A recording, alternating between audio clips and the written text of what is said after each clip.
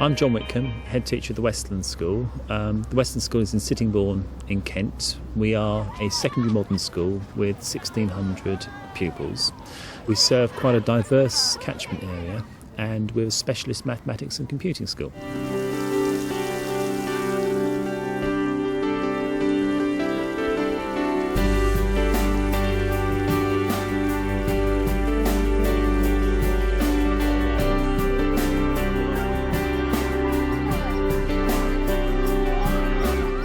The Westland School is the second largest in Kent.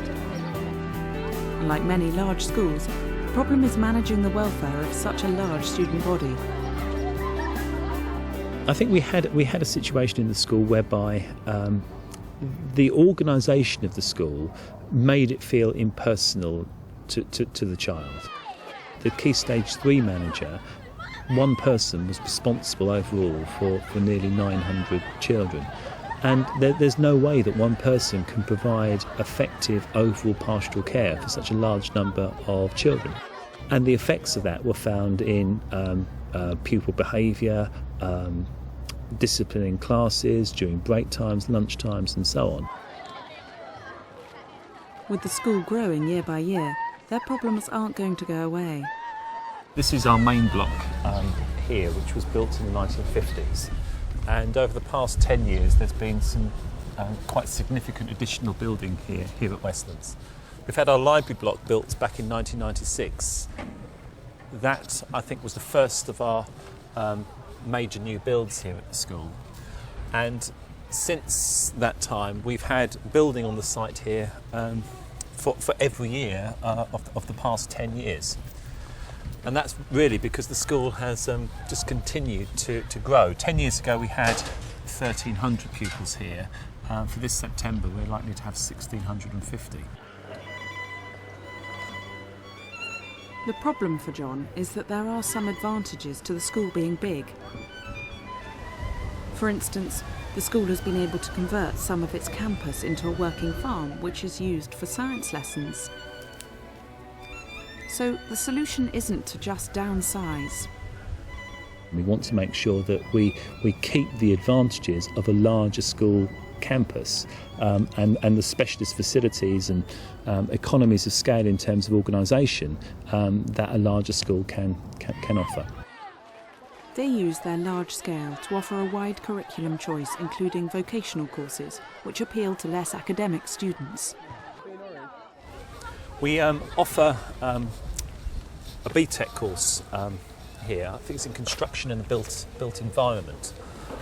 And they're, as you can see here, practically learning to lay bricks.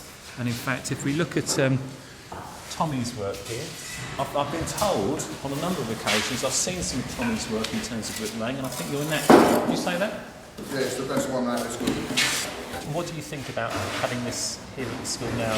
Well, because not many schools you get that have sort of things like this, and everyone else, they have to start at a later age, and we get to do it like 2 years early. We get a lot of change of attitude on this course.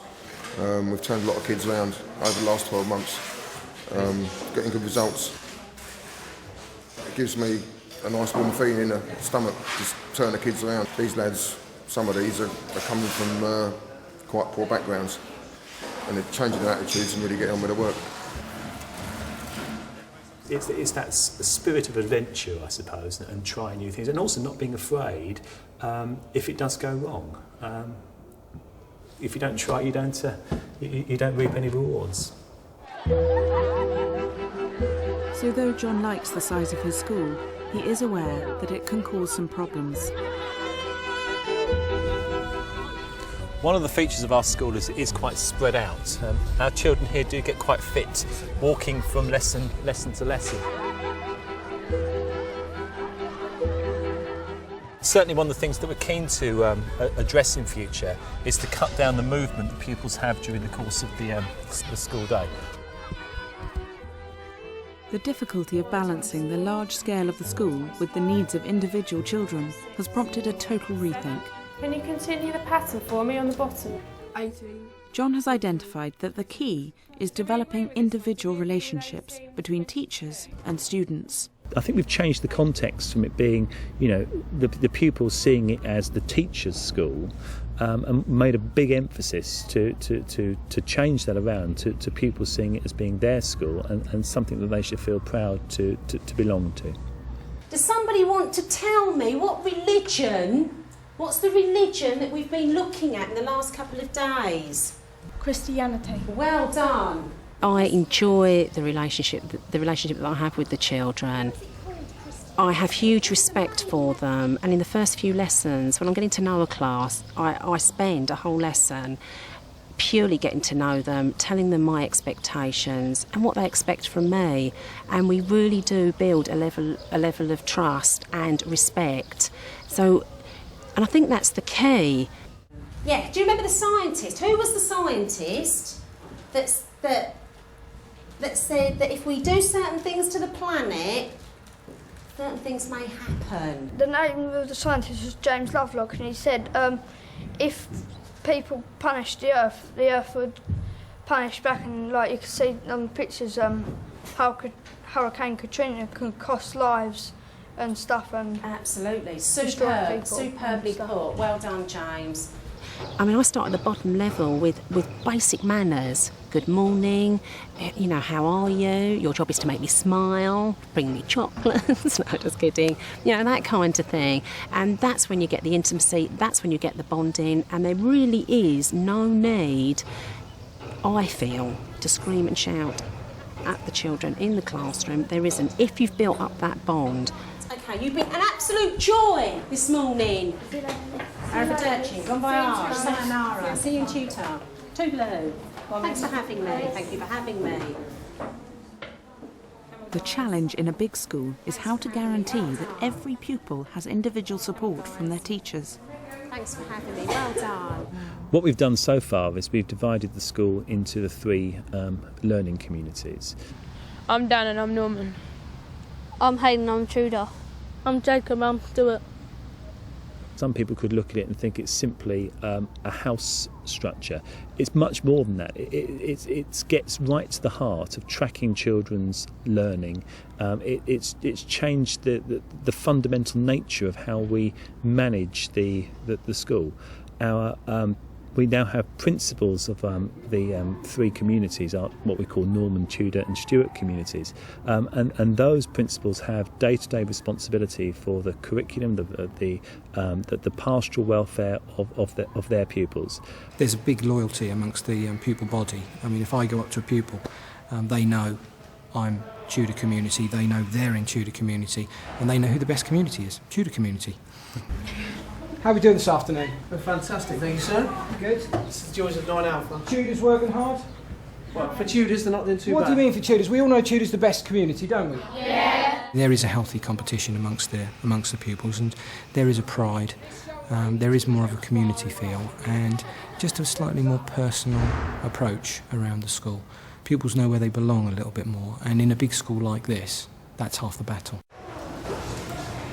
Dividing the students into their community groups for all their classes and assemblies allows them to develop the relationships of a small school on a larger campus. I'm going to talk to you about an alien species today.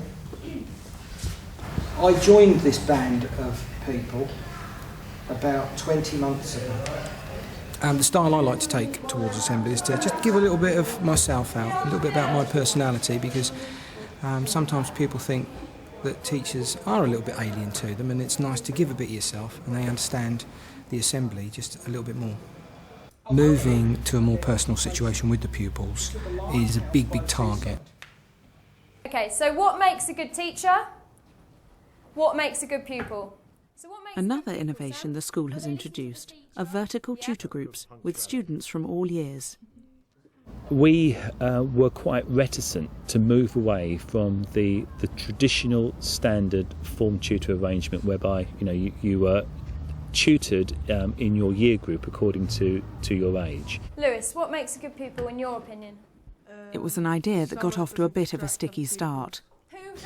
We had lots of anxieties expressed to us from parents, but most notably from children, about how it will be the end of civilization as we know it if we suddenly mix children together, that there will be fears of bullying from the older pupils and towards the younger pupils and so on. A lot of the older ones weren't very keen on being mixed together with different age groups. So to begin with, it was quite difficult. I just liked my old classes, because in my old classes we had been in those for about 3 years, so we were really close, like friends with all the people, and they split some friendship groups up and dispersed them into the different learning communities. Sometimes you get a little bit shy if they talk to you about something you don't really know about. Be confident and have a lot of effort. Well done. Definitely put that one down, Misha. A lot of effort. We discovered very quickly from the time we started this, we had the older children in the groups supporting the younger children with reading, with homework, with options, and it developed this culture of support, which we'd never had before. Over the course of this year, they've really settled into it. They all talk to each other, get along, and it's a nice, positive environment for them to be in. I've got to know a lot more new people, and from younger years, and we help them with homework or help them with problems if they have any. The bullying's sort of gone down as well. It's more of a friendly atmosphere to be in, which is really helpful, really, if you're in education where you want to learn. So there was a case where one of the little year 7s was getting pushed in the corridor by the bigger year 11s, and Peter was one of them that went out and made sure he was all right and stopped them doing that to him in the corridor and was like, no, he's in my tutor group, and that was really sweet. So they do really look out for each other, especially the older ones. They do look out for the younger ones, which is really nice, because it means that the younger people do have somewhere or someone that they can go and talk to if there is a problem, other than, not necessarily a teacher, but a fellow pupil. The challenge for the school will always be striking a balance between creating the feeling of a small school whilst preserving the best parts of being big. One of the benefits of a larger school is that you have a wide range of curriculum offer. For example, our GCSE programme and BTEC programme at Key Stage 4, because of the size of the school, it enables a huge choice of subjects. What we don't want to see is that by moving to the smaller communities that we lose that curriculum choice. And so far, it seems to be working. The school had a different feel to it than it has now.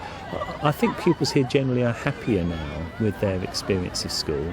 I think staff are also happier. We found staff want to stay at the school longer than had previously been the case, and I think that's a sign that staff feel, teachers feel happier working at the school. And what I want to see us create here at the school is a happy, coordinated learning environment where everyone feels they've got a place.